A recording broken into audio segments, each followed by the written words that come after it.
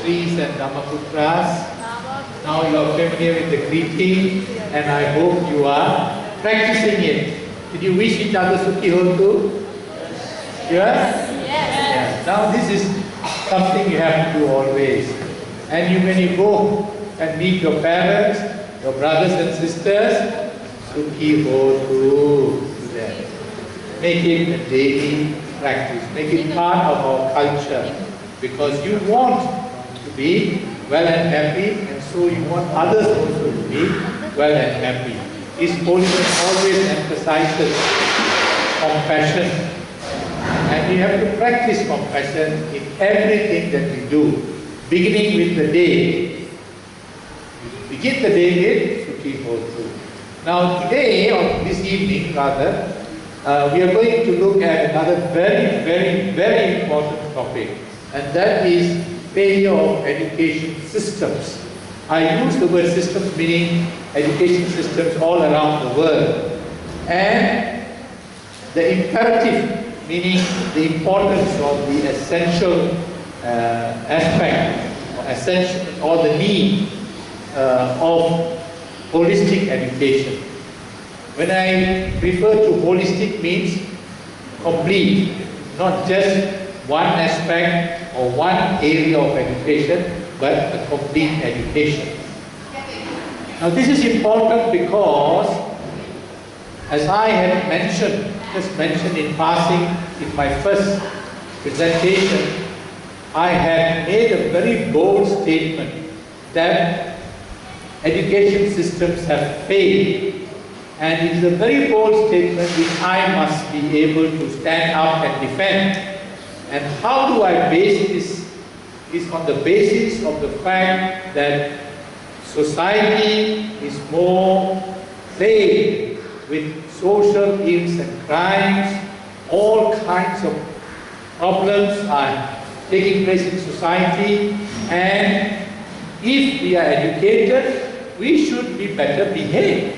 People should behave better, in a more rational, in a more peaceful, in a more mindful way. But they are not. And more people are educated, and there are more schools, more facilities, more infrastructure, more technology. But society is more rotten, put it very simply. Rotten to the core. So obviously there must be something wrong. And more so when you find children not behaving in a proper way. They are committing all kinds of crimes. They are committing all kinds of social ills like drug addiction, delinquency, running away from home, and teenage pregnancies, all kinds of rape, discrimination. And so we say something is wrong with the education system. Now, having said that, we need to also establish the fact that not only is the degree or the extent of social ills and crimes much more vast than before or ever in the history of humankind, but the gruesomeness, some of the things that we read in the newspapers, some of the things we see ourselves is so shocking, unbelievable, so shocking that we wonder what is happening to our society, what is happening to this world. Though we are very advanced technologically, we are very advanced in so many areas of science, and we have better life, we are enjoying a better material life, but in terms of society as a whole, in terms of well-being, in terms of harmony, in terms of peace, we are worse off. We are worse off.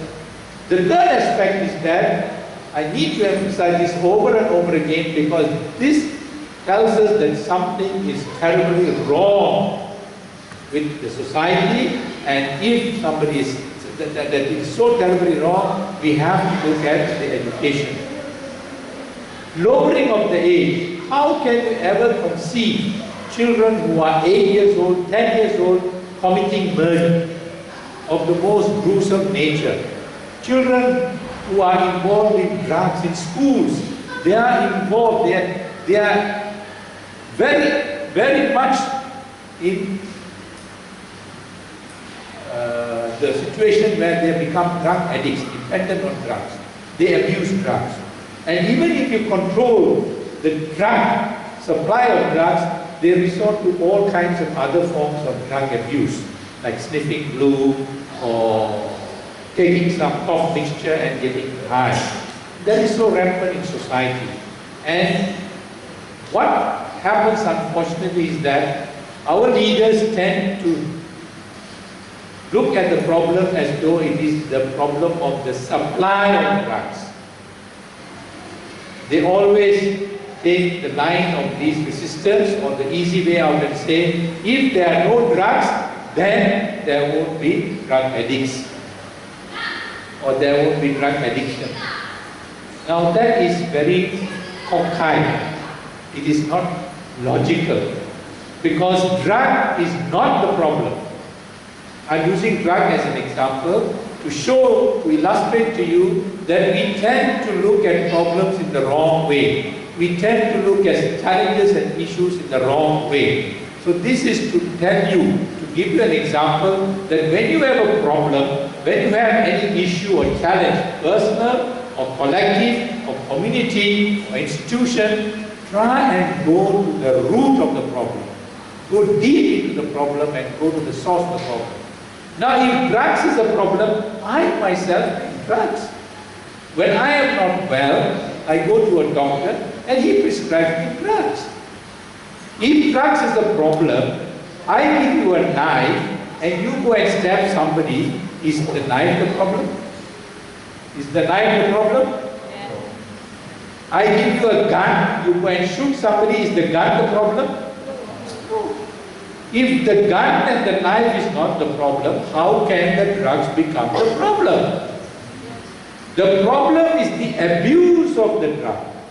The drug itself is not the issue. We have for centuries, for generations been taking drugs. In your native medicine, Tibetan medical treatment, there are drugs. So we have not looked at the problem. The problem is the human being. And if you go deeper, the problem is the mind. So it is the abuse of drugs which is conditioned or dictated by the mind. So having understood that, we need to see what we should do about this challenge. This challenge of the failure of education. Because education is also related to the cultivation of the mind. The reason for all these things to continue, keep on continuing and not being resolved, is because of the fault or the flaw in the way leaders, when I say leaders, not just political leaders, leaders from all sections of our society, look at the problem of education or the challenge of education. You must have come across in the newspapers, and often you must have heard prime ministers or ministers of education and others, leaders, elders say, oh, we must educate our children so that they can get a better job, they can be better employed, they would be able to earn a higher salary. Many prime ministers say, we must teach more technology, computer science, and all kinds of modern technological, scientific education has to be given priority so that the country would be able to earn a bigger GNP or higher GNP. Now these are leaders of a country, leaders of a society talking about education and the purpose of education. And not only that, the method or system of education has been so much on rote learning.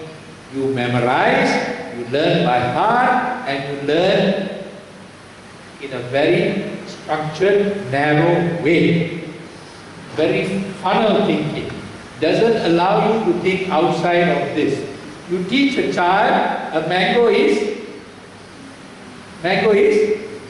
sour. A mango is sour. But if a child writes a mango is sweet, because the child has not tasted the sour mango, you put wrong. Because the multiple choice answer is the mango is sour. And like a parrot, this child learns mango is sour.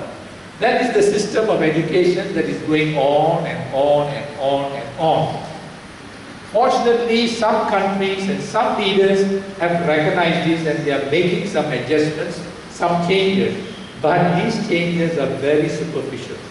Still, they have not resolved this in a total way.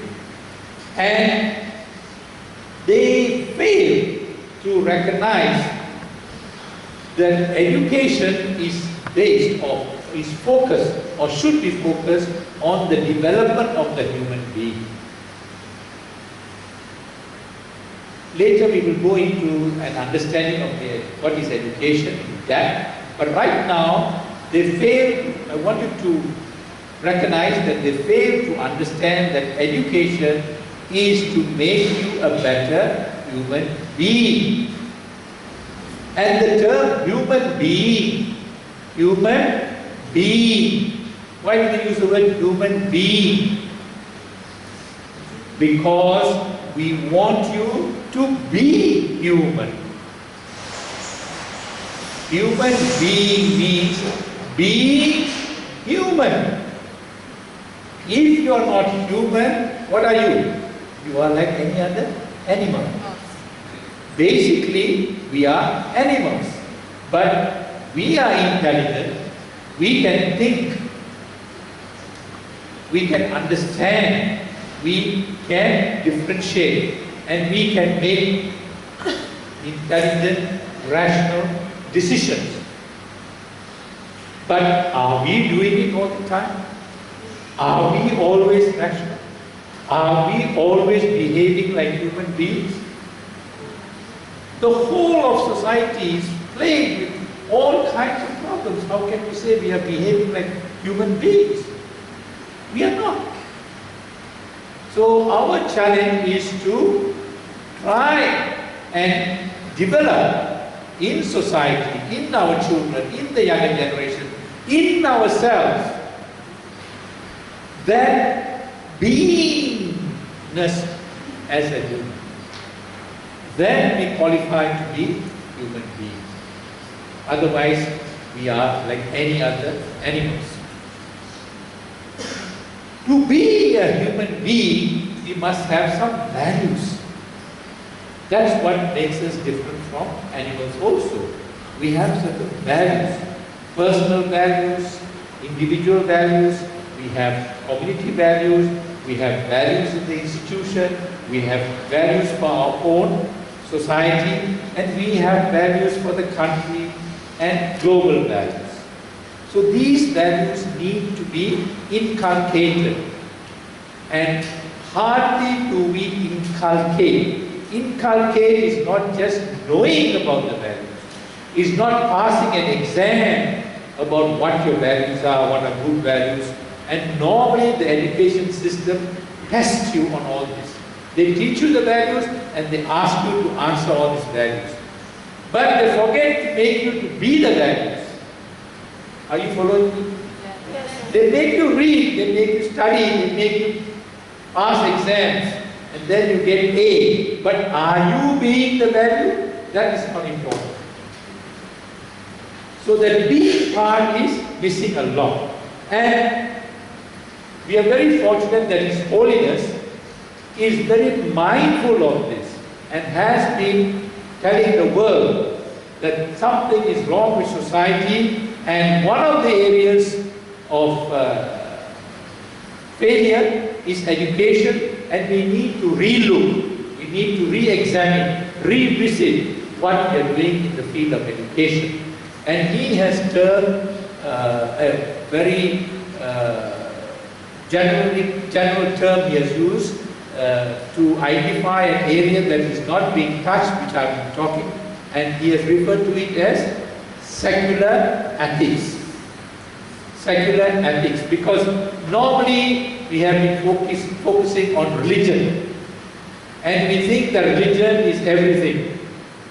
But religion is a spiritual aspect,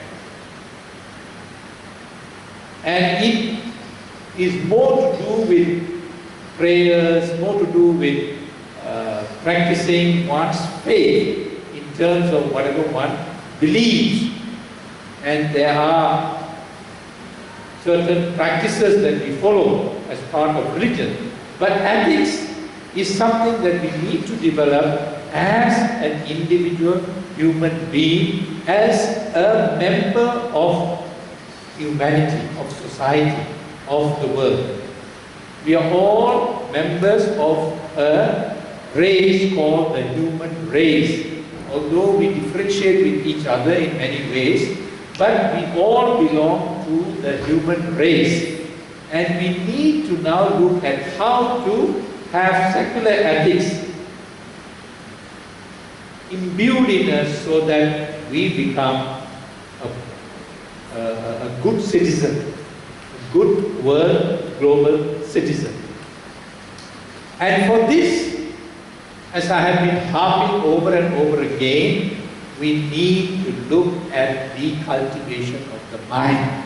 Not so much finding the right answers or learning by heart or quoting chapter and verse in some particular text that this is what it is all about, and that so and so authority says this, so and so has said this, you quote and you write. That's not that.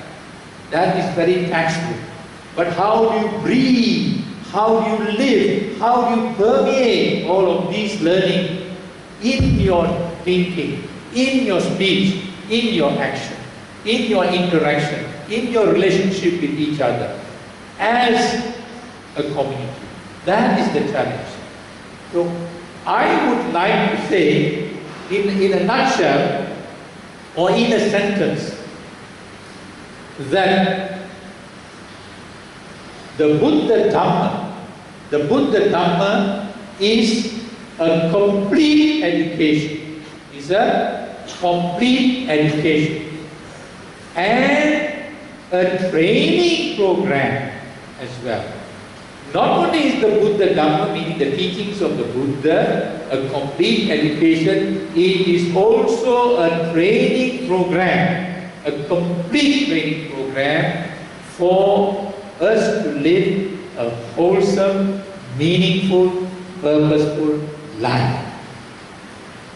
And in so doing, we will be happy, we will be healthy, we will have well-being, and we will have peace.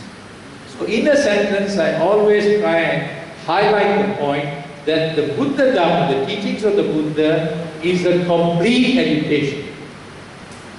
It's so comprehensive. And also a training program. A training program as well, that we need to practice, that we need to sharpen, we need to develop. And there are living skills, a lot of skills involved in this training program that we need to constantly sharpen, improve and develop. So in a sentence, that is what it is. And even in the modern definition, the word education is derived from the Latin word educare, to draw out, to bring out what is human in you, to make you a better human being, to draw out. But is the education system from primary right up to PhD, university and PhD level, drawing this up? We use the word education, but is that what we are doing? And that's the definition of education. The definition of education is draw to develop a wholesome human being. But what are we doing? We are just bombarding and, cramming your minds with all kinds of information, data and facts and figures, and forcing you to memorize these things, which is very odd. Because actually today, you don't need to memorize anything. You press the computer button, you get all the information you want. But the teacher makes you to memorize, learn by heart. And all of you have model answers. Do you have model answers? How many of you have model answers? Raise your hands. Do you have model answers for your exams? Yes or no? Don't be shy. You have? You know what is model answers? You have a standard essay or whatever answer and you all memorize this. So if that question comes out in the exam, you just keep on writing that model answer which you learn by heart. That's what is happening in all over the world. Because this exam orientation, this paper chase makes you want to do that or forces you to do that. And that becomes a priority. All of you are chasing after a piece of paper. You want a certificate. So and so degree, pass this and pass that. Show it to some employer and get a good job. Right? That is what we are doing. But that is not education.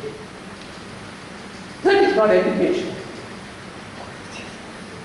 The right understanding of education is to draw out all the elements in you that make you a better human being, a wholesome human being. Secondly, to see what talents you have, because each of you have different talents. I can't expect you to have the same talents as she has got. I don't expect her to have the talents as he has got.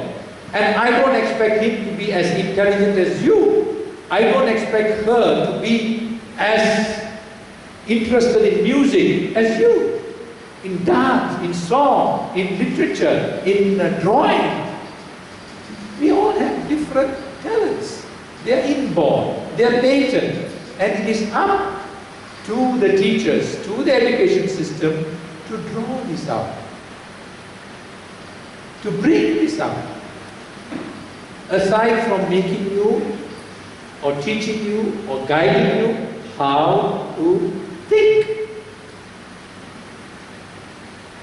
We need to teach you how to think. Whatever you are doing, you need to learn how to think, how to analyze, how to synthesize. Instead, we are asking you to just follow a strict, narrow way of thinking. The teacher tells you something, you just follow what the teacher says. We have to change that. And this is the opportunity we are very fortunate to have, because, as I said, the Buddha Dhamma has got the answer. So, as Dhammaputris and Dhammaputras, you are actually very, very, very fortunate, unlike others who would not be able to understand this in such a deep, entrenched fashion, such a holistic fashion, because they have no opportunity, no idea that there is such a thing as the Buddha Dhamma being a complete education and a training program. Some decades ago, because of certain researchers, there was an educator by the name of Bloom, and he came out with the taxonomy, meaning definition, you can say, or a methodology of teaching. And he says there are 3 domains of learning. 3 domains or 3 levels of learning. What are they? Cognitive, yes. Louder. Affective. Good. Psychomotor domains. Oh, you're reading from there or you know it? That is teaching. Good. Affective. Psychomotor. Cognitive means chair, table, apple, orange, those kind of things. Cognition. Cognition means, they are all big words, but very simply, cognition means you recognize. You can recognize a boy, you can recognize a girl, you can recognize a computer. So you teach the child to recognize a thing and then the idea follows. Particularly when you teach alphabets, it's all cognitive. In terms of education, we refer to as knowledge and data. That's the lowest, the most lowest level of education or learning. And the lowest level of education and learning is what we are doing from primary 1 to university. We know he himself has said this is the lowest level, basic level, and he explained that the second level is affective. Affective is where you take out your emotions, where you are able to analyze, where you are able to synthesize, take the facts together and come up with some other answer. Bring all the facts and information, try and think, and then come out with some solution or some alternative way or some other new idea. And this is where you develop your creativeness, your elements of singing, of aestheticness. You know, aesthetic means that which is innate. You can appreciate beauty. You know how to express beauty in song, dance, and various other ways of expression. And the third level of education is psychomotor. Psycho basically means your mind, and motor means your action. So not only do you learn, but you also internalize that learning. You internalize that learning. Then you become the learner. Not only do you know, but you become what you know. You live what you know. You show, you are an illustration. You are a role model of whatever you have learned. Like you learn Kanti, you become calm. You learn about metta, you become personification of metta. Whatever you say, whatever you do, and your whole life is all glowing with metta. So knowing is nothing. The challenge is being what you know. From knowing to being what you know. From human being to being human. The being part is the biggest challenge. And that is what we have not touched.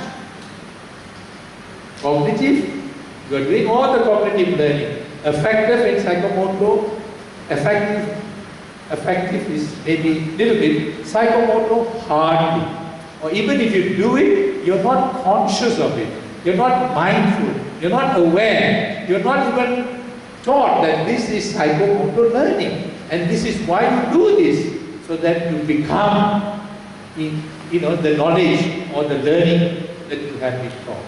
You become the learner. You are the learner. You are a true example of that learning.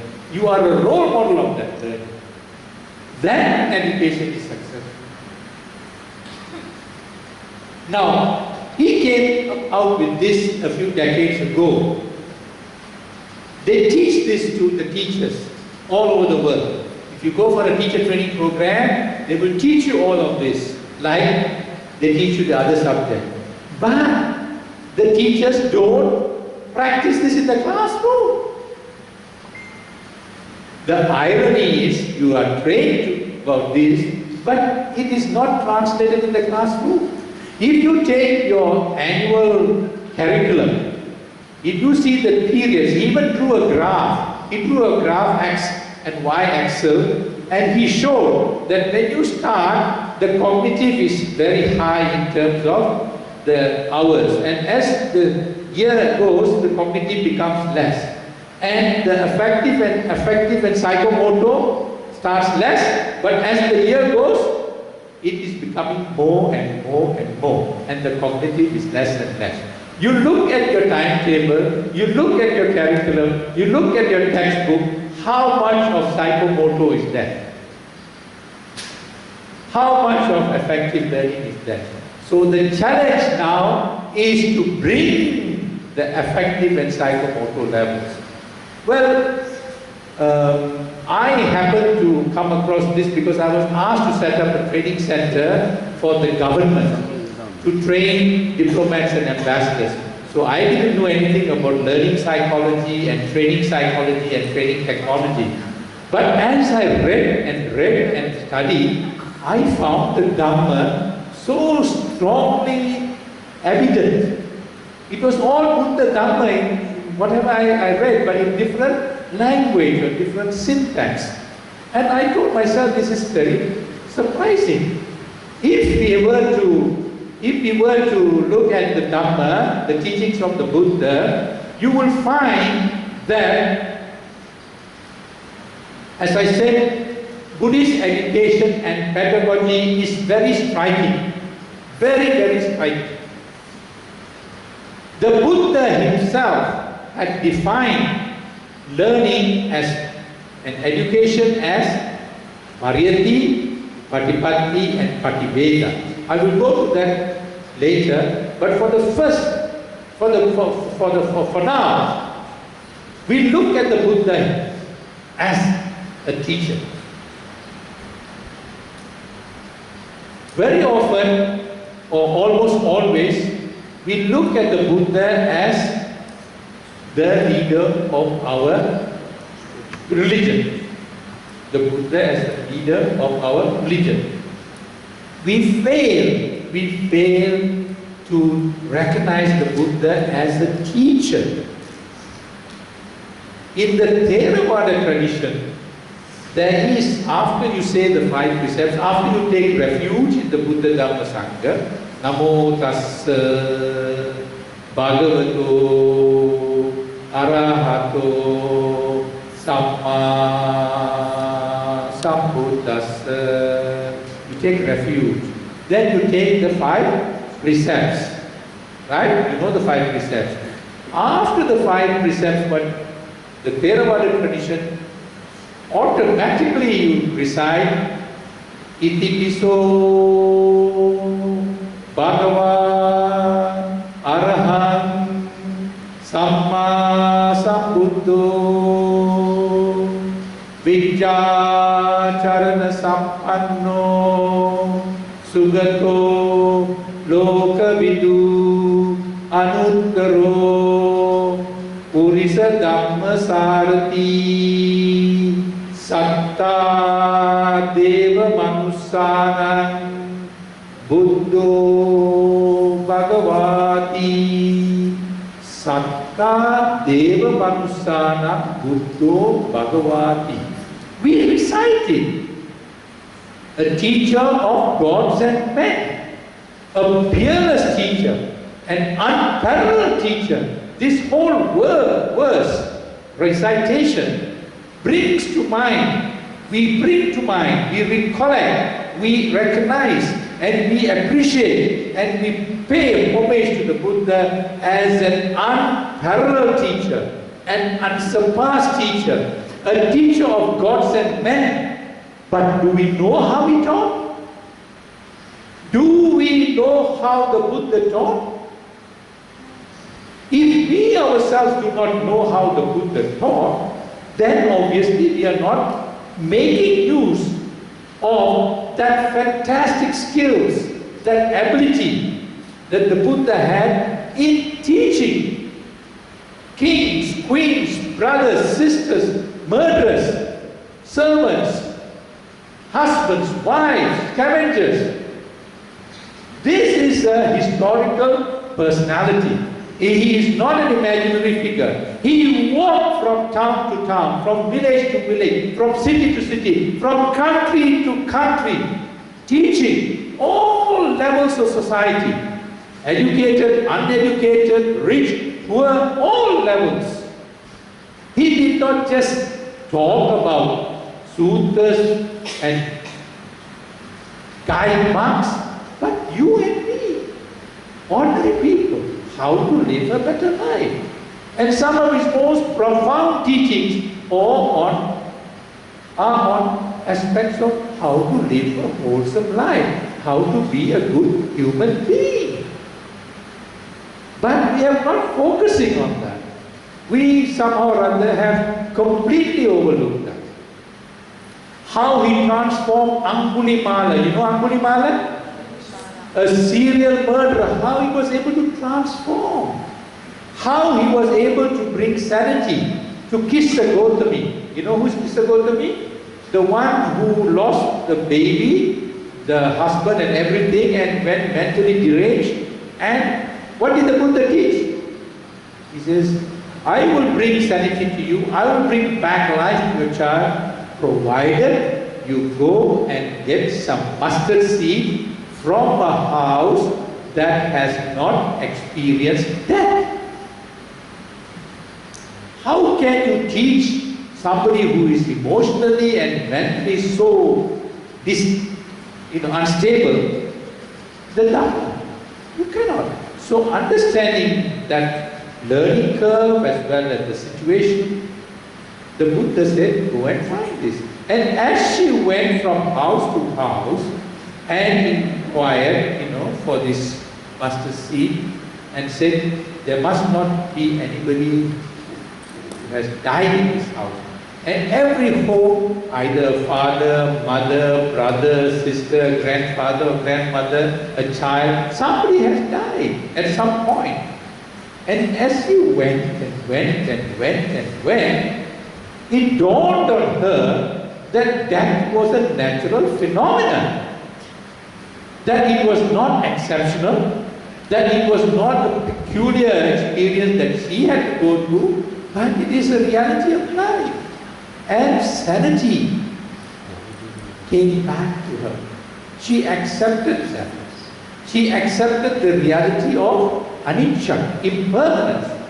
And when she became sober, she came and prostrated herself in front of the Buddha and then was ready to sit down and embrace the Dhamma, learn the Dhamma, become a bhikkhu. Now these techniques are only illustrative of the manner in which the Buddha was able to bring about transformation, bring about deep understanding, bring about a true learning, not memorization, not learning by heart. All this activity of learning by heart and memorization is fit for parents. Parents will just keep on asking them to repeat. You're not parents. We have to change. And you are very fortunate because we have this heritage. We have it in our culture. We have it in our Buddha Dhamma. We also are very fortunate because we have a very rich history of education. Some of the oldest institutions of learning are Buddhist. Aksasila is very, very famous. It's centuries and centuries old. And it was world renowned. Nalanda is still recognized as one of the most outstanding centers of learning.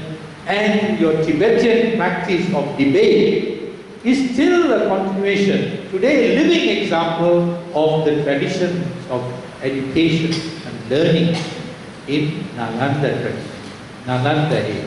A few centuries ago. Then there is Kumaraseri,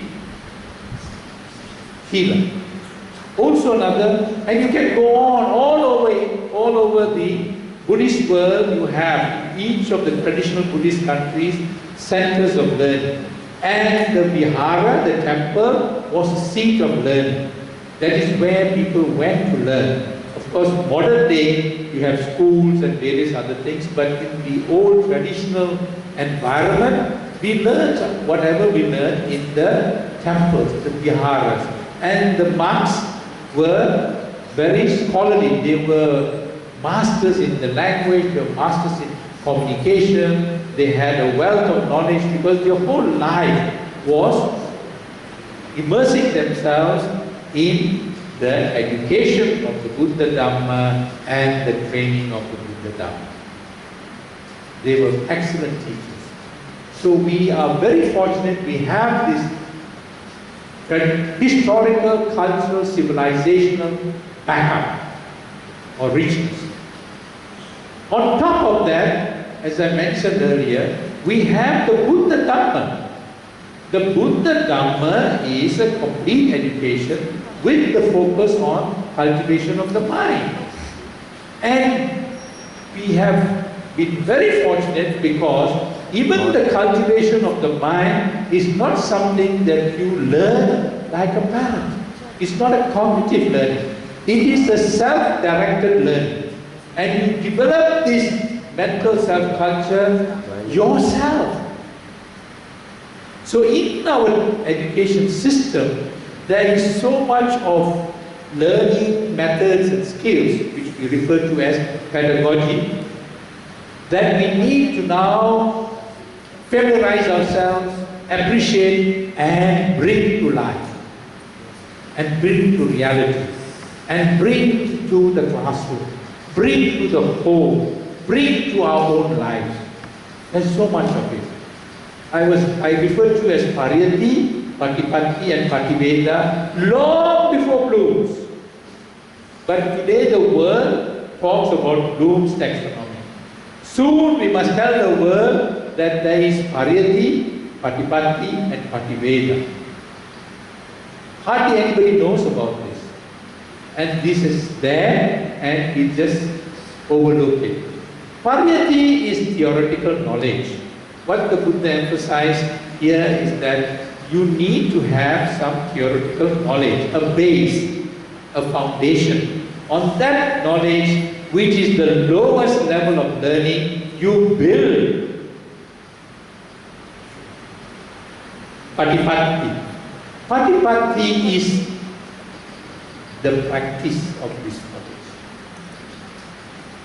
the analysis of this knowledge, the inquiring of this knowledge, the examination of this knowledge, the testing of this knowledge. Test this knowledge and find out, like a goldsmith who takes, this fire and this metal and hammers and hammers and hammers to check whether this is gold. The Buddha said, even check, even examine, even question what I teach you. Be critical. Have a critical mind, a questioning mind, a probing mind, a mind that examines. And when you have this kind of approach in your learning, you will be able to think out of the box. Today they talk about this jargon, think out of the box. But the Buddha says, when you start questioning and inquiring and investigating and examining, then you start thinking differently. You don't think the way you were taught like a parrot, but you think independently. You are able to think for yourself, examine yourself, and that's where the creativity comes. When you start thinking in this way, you come out with original ideas, original thoughts. You are able to create your own. You are able to come up with something new. So you let creativity blossom. So in our civilization, you will find that because of the freedom of thinking, or freedom of thought, that the Buddha encouraged, the Buddha insisted, there has been a flowering of expression, of aesthetic beauty, in the paintings, in the sculpture, in the poetry. In all of the traditional Buddhist countries, you have a wellspring, a flowering of painting. In China, the Sung and Tang dynasty is known, is recognized as the most, advanced expression of creativity. Is the ultimate in Chinese civilization because of the Buddhist inspiration, the Buddhist liberal attitude, the freedom to think, the freedom to express. That you have. It's your birthright. As Dhammaputris and Dhammaputras, you have that freedom to think. Many other societies, they don't even allow you to read something else. You must only read whatever is given to you, because you might be influenced by other thinking or other thoughts or other books or other literature. But not us. We have that freedom. And this has developed a lot of creativity. In the modern technological age, particularly in terms of computer science and all the technological developments, it is an opportunity for us to excel. When we develop this creativity, we will be able to excel. You have an opportunity to excel if you develop this. Our children, our younger generation will be able to show much more outstanding performances because we have enabled them or allowed them or encouraged them to be creative. Giving them an opportunity to think in an original way. So we must not only cherish, but we must also encourage intellectual honesty, intellectual integrity, and freedom of thinking. And we should be able to show to the world that this is the way forward. This is the answer to the problems and challenges that we are facing in this world. As examples, we can show collectively this is the answer. So I finished that. Let me quickly go and give you some snippets of the richness of the Buddhist education. Do you know audiovisual aids? You know what is audiovisual aids? It's all the gadgets that we use, like PowerPoint and all the slides and this and that. These are audiovisual aids. In teaching, they call it audiovisual aids. But very few of us realize, or even have been taught, that the first audiovisual aids were developed by Buddhist societies thousands of years ago.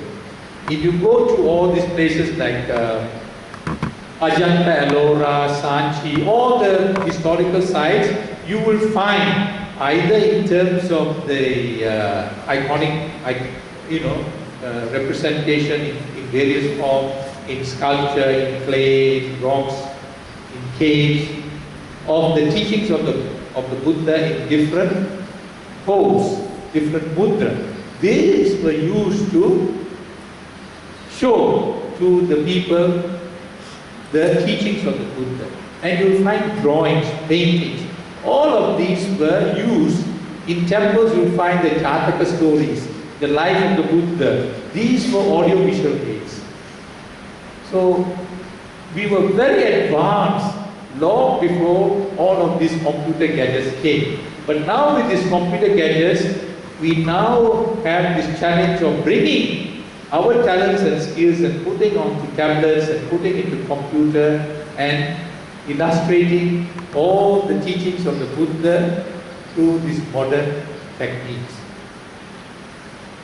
We can do that, and I'm sure some of you are interested in this field or developing skills in computer technology will have an opening and opportunity to translate all of these creativity in your field of expertise in computer science.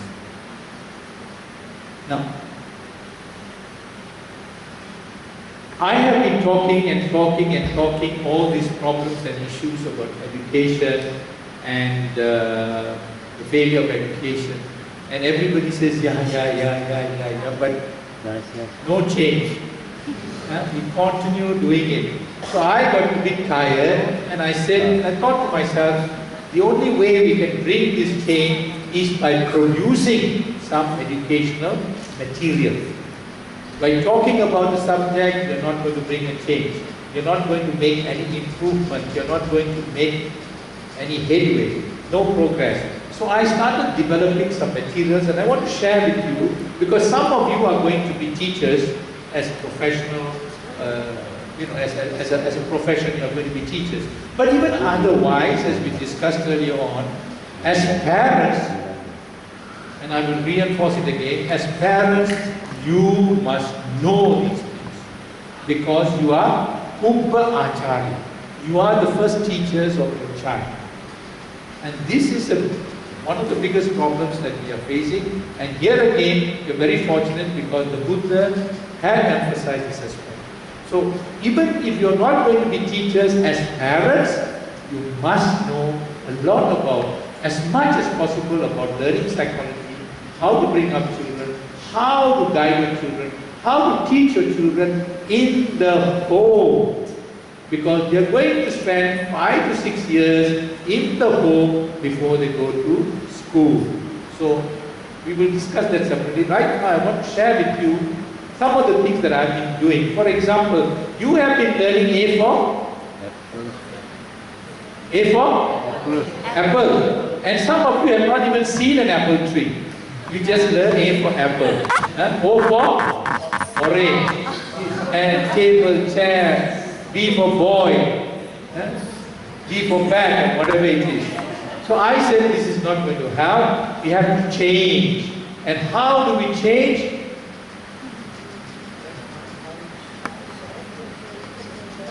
The change can only come by action.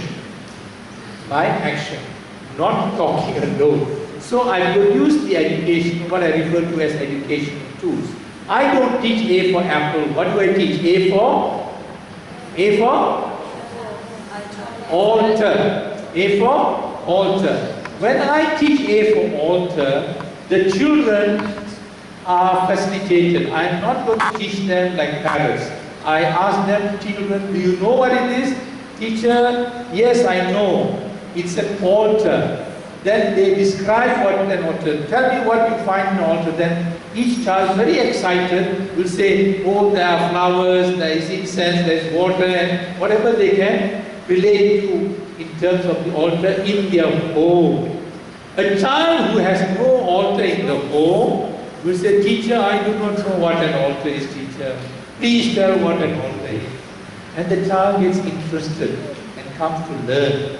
And this child will go home and say, Papa, Mama, I also want an altar. All the children have an altar in the house. They have a nice Buddha image and they do this and they do that. This is all they are talking. I am not talking. And it is interactive. I make them talk. They become confident. They articulate. They are not shy. If they are not shy from a young age, when they grow up, they will be very confident and they can stand in any society, in any environment and hold their own. They become very, very confident and able to express themselves. Because we encourage them to talk, not ask them to memorize, but make them feel and say whatever they like. Then I ask them, children, why do you offer flowers? Teacher, I do not know, teacher. My mother offers flowers, so I also offer flowers. Then I teach them very deep, very, very deep Dhamma. Very deep Dhamma. We are taught to be having metta, karuna and all those things. We are asked to develop virtues, become good people. How do you teach a child to be virtuous? So I tell the child, a flower that is, look at this flower, it's beautiful and nice, but if it has got no fragrance, no scent, then it won't attract any insects and it won't pollinate, it won't become a fruit. Even if a flower is not beautiful, not bright, but if it has got fragrance, if it has got a nice sweet scent, bees and butterflies and ants will come and pollinate, and it will become a wonderful fruit. Similarly, children, you can be the most beautiful, the most handsome, the richest, the cleverest in class, but if you do not have good character, if you do not have good conduct, if you don't have good speech, if you don't behave in a good way, in a friendly way, nobody would want to be your friend. Even if you're not beautiful, you're not the cleverest, you're not the most handsome or the most, the richest, or whatever. But if you have good speech, good character, good conduct, everybody will be your friend. So you're teaching the child very deep Dhamma in a very simple, visible, tangible, experiential way. The child can see. We take the child to the garden later on, show the child how the bees and the ants go to flowers that have scent. They learn this from actual experience. It's called experiential learning, interactive learning. The child is talking, I am only facilitating. I am not teaching like the normal, routine way. Then I have simulation. I make all these children come with something to have a puja in the class. They have a puja. They bring flowers, they bring candles, they bring incense, and we have a puja. So they live the puja. They live the puja. They experience the puja.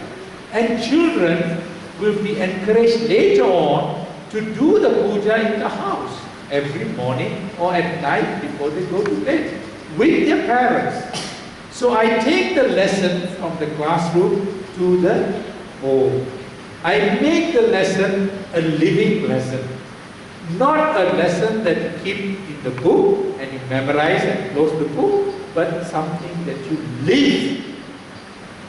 You breathe this lesson. You live and feel this lesson. So that is the way we need to teach. Then I can teach them very, very deep Dhamma of anicca. As I do the puja and leave the flowers on the classroom, they see the next day the flower withering, and the next day the petals falling, and the next day more and more petals falling, and the next day no petals, and the next day it is smelling. It is smelling. And they take this and throw it into the rubbish bin, dustbin. The flower which they enjoyed, which was so beautiful and nice, now it is rotten, you throw it away. Life is like that, children. Our life is not certain. We are not permanently living in this world. So this life, we make the best use of our life. We do not know when we will pass away. You might not have your father, your mother, your grandfather, your grandmother someday. They might die. They might fall sick. They might die. They might get injured. It is not that I want to teach something which is not very pleasant, sad. It's that I don't want this child to be traumatized. Because many children are not prepared mentally and emotionally with these realities of life. And they get traumatized. And they get into a kind of a mental block and they can't come out of this trauma. But when they know these things happen, we must care and share. Your friend might get hurt. We must care for your friend. Your friend might lose somebody here and here. We must give them that comfort, that fortification, that sharing and caring. All these qualities you can teach in this one lesson called A. Can you teach this with A for apple? Can you do that with A for apple? No. And what did you learn for C? C for? Cat. Even if you don't go to school, you go and ask somebody on the roadside and ask, what is this? They will say cat. So you are forced to learn something which you are going to learn anyway. C for cat. But what can you do with C for cat? Nothing. I teach C for caring. How do you care for yourself? How do you care for your mother? How do you care for your father? How do you care for your grandfather? They come back to the class and say, teacher, I did this. Teacher, I did that. They're so proud. They're so happy that they have done these things. And they want to show that they are doing more and more and more as though it is a competition. The parents don't have to say, you better do this, otherwise I'll punish you. You do this or I will beat you up. They do it on their own. They are motivated.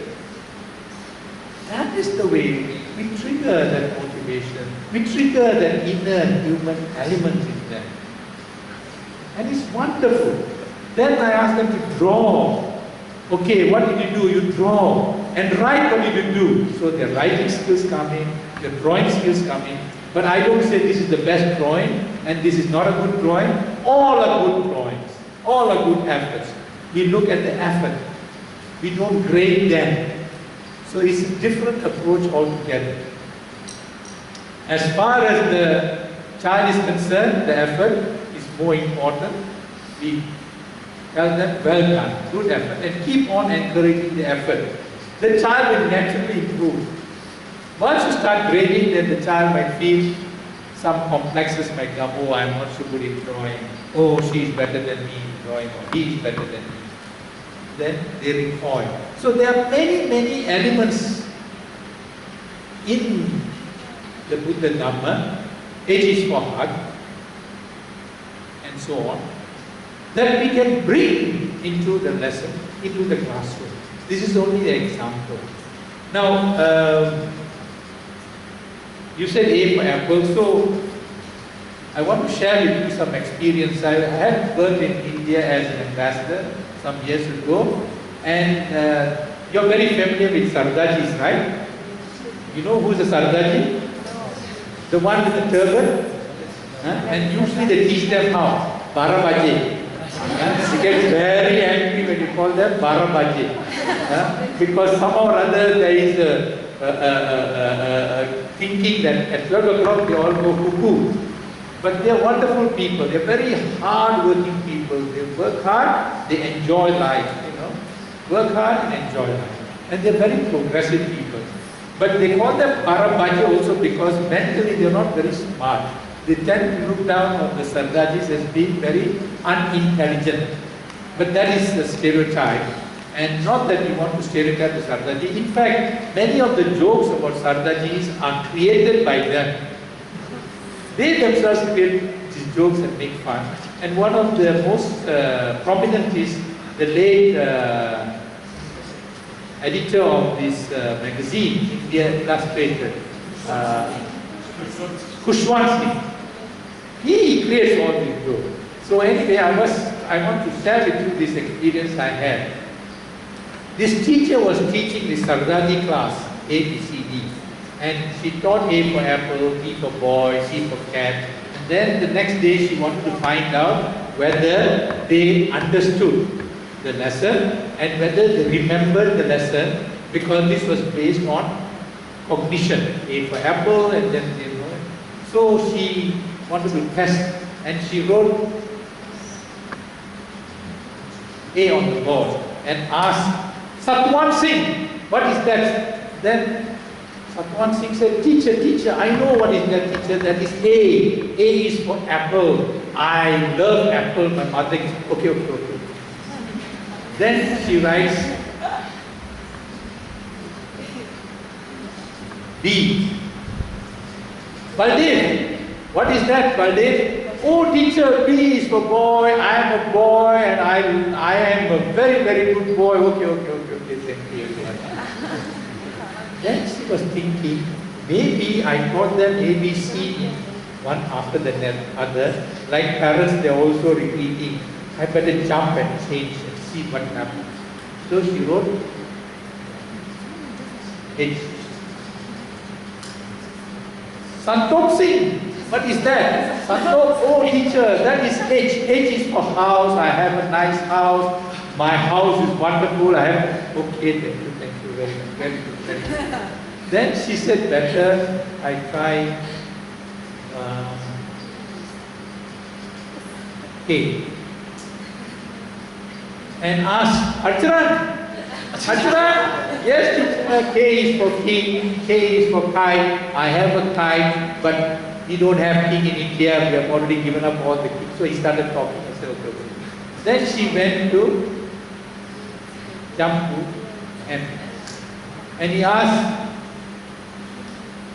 Kuldeep Singh. What is that, Kuldeep Singh?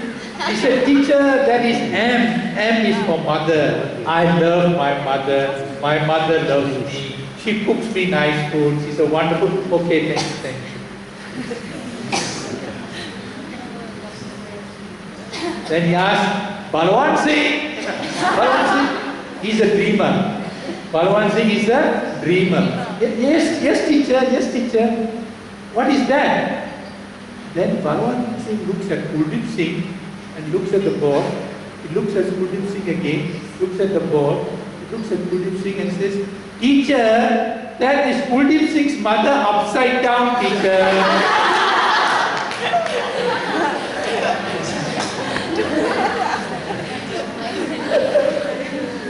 If you teach cognitive level, that is what you're going to get.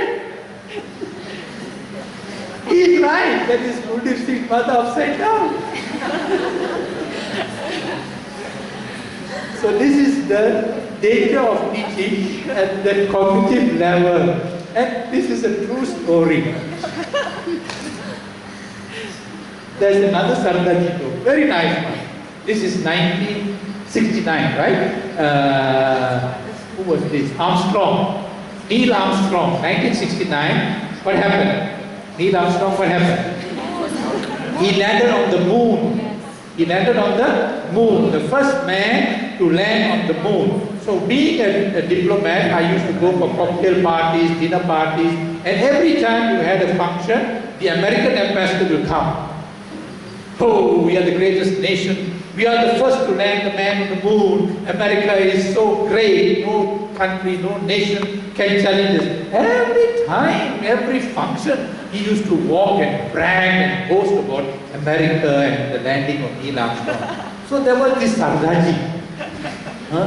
He was being commanded something from the Air Force. He was so upset, very upset. Every time this American ambassador comes and boasting and bragging, he went to the ambassador, you think you Americans are so great? You do not know what these Sardajis are capable of. We are a great people. We are the lion race.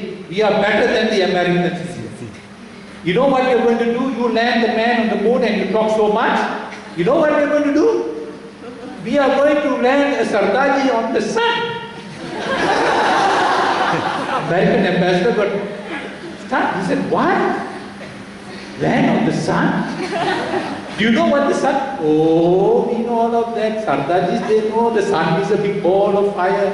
Yes, even before you can go near the sun, your beard will be singed. Isn't that all we know? We know all of that. That is not an issue at all for us. But you do not know what we are going to do.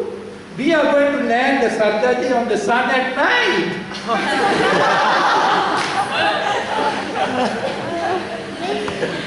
So when it comes to creative thinking, I talked to you about creative thinking out of the box. Don't think like that Sardaji out of the box. It must be realistic as well.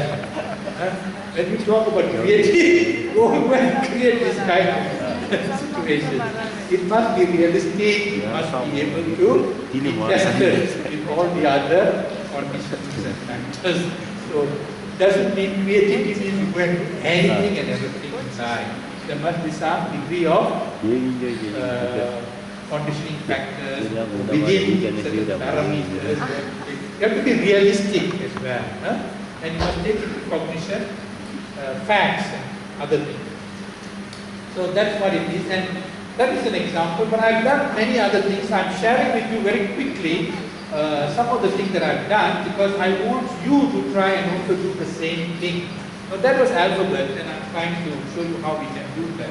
Then there's another book I call the Word Book, where I develop certain language, content, language, and ideas and concepts for children to familiarize themselves.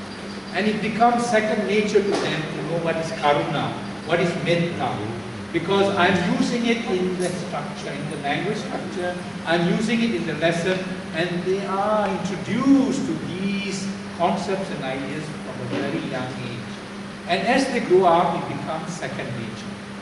I even encourage them to have names like Shanti, Shanti, Metta, Ubeka. I encourage that. I encourage parents to give names. I've written a book called Buddhist Personal Names, Significance of Adoption. Because then they come to know the vocabulary of the Buddha Dhamma without forcing them to study. becomes natural. These are natural ways of learning. So there are many things, how they take care of the grandparents.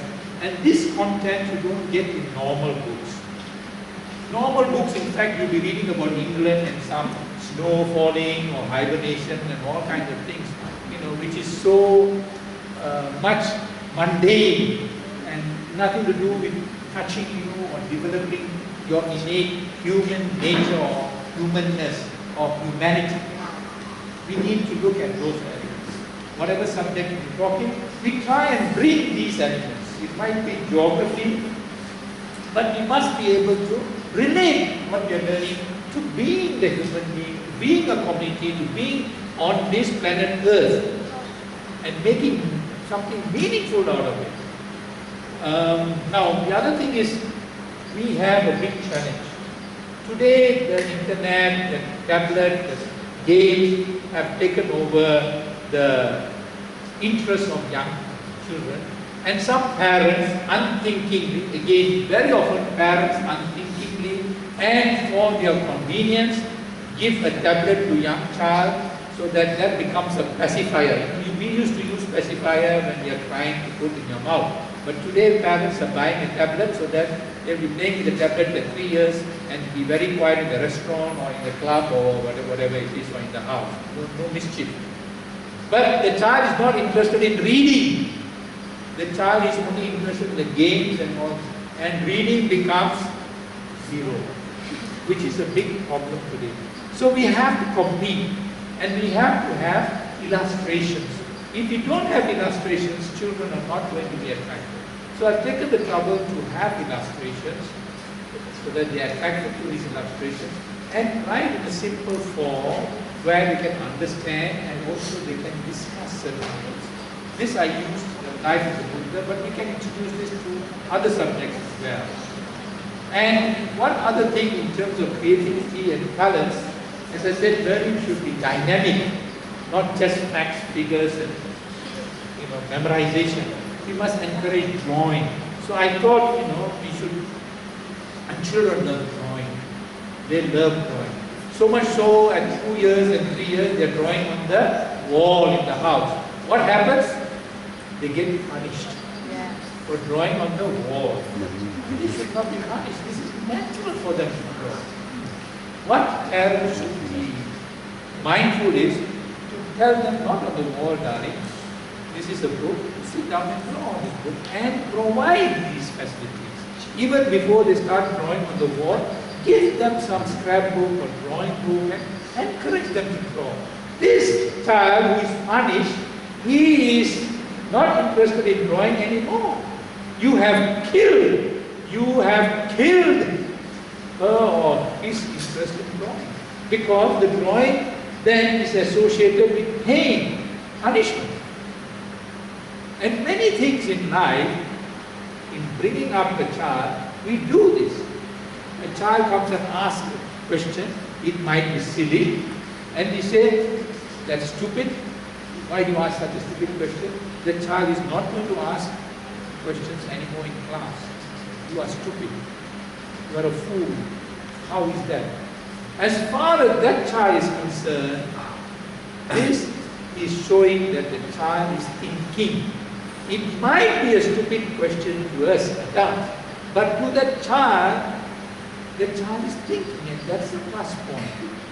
So don't ever do that, even as parents, as teachers, never do these kind of things. The skills that we need to bring into the classroom and we teach. And the Buddha had taught Sila Panchaka,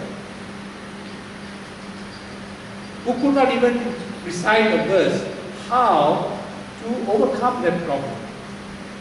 He didn't teach only very intelligent people. So there are methods and techniques, and he never degraded or insulted or embarrassed anybody. So here I am trying to encourage the child to color and later on to trace and then to develop the skill in drawing. Trace and then color. Later on we can ask them to draw freehand. As they grow up, they learn to draw freehand. And then they get interested in drawing. And if they are very skilled, So wonderful.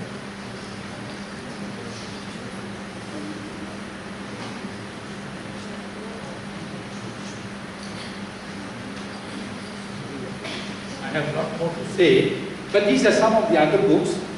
I'm reading some of these books and many more at home, but these are books which are illustrated, making it interesting, and there are moral lessons to learn.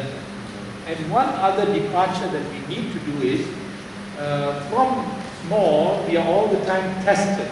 We are all the time tested from small. So we must move away from that. We don't need to test children.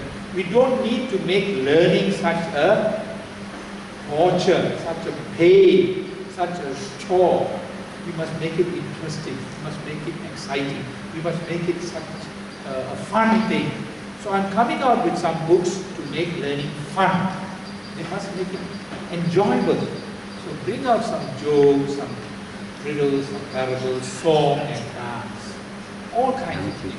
Here we have reading and comprehension. That's our standard practice for many, many centuries. Maybe, centuries. So now we depart from that. We say understand, understand and reflect. You understand the story in your own way. If you don't understand, we make you understand. Then you make the child reflect on that, whatever that has been, and see how the child can bring that learning into life. Reflect, quiet time. Slowly from that we bring them to meditate, affirmative action, affirmation, reflection. Slowly, very simple. And through song. Fortunately, we have a very good singer. Come. You have a very good singer. Come, brother. I'm going to test your singing. Come. Be shy. You're looking behind. You're the singer. Come. Yeah. Come. Be shy. Come.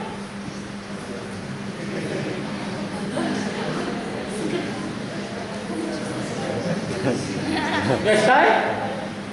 Are you shy? Not to worry, this children's song. This children's song, and we all follow, he's going to lead, okay? You must teach now. I talked about meditation. We can teach children meditation in a very simple form. Just follow what I sing, then you lead the rest. Follow what he's singing.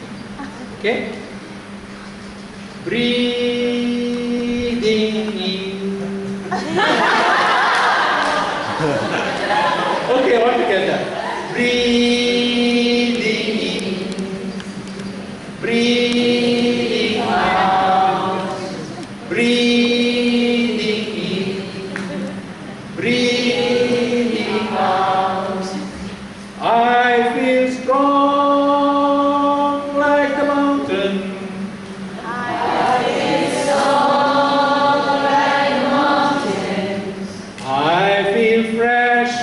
Like the morning dew.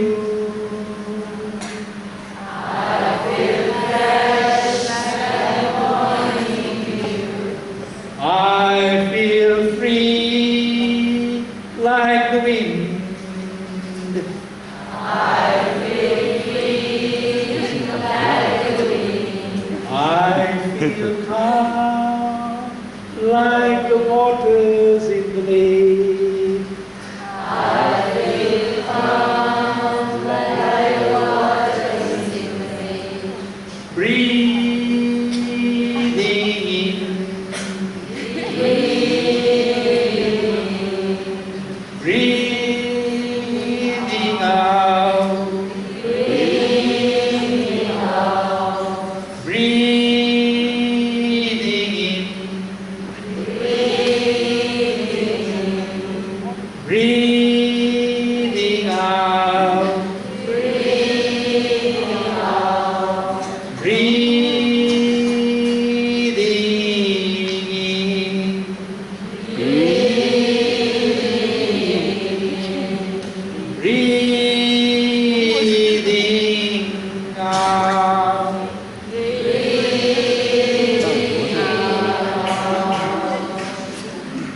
Wonderful. This is to teach the children to breathe and slowly later on to concentrate on the breath. But first to song. Make them enjoy breathing in and breathing out. Slowly we tell them to breathe and be conscious of the in-breath and the out-breath. We teach them to be quiet for a while. To be still, not to run around. To be quiet, at least for 2 minutes,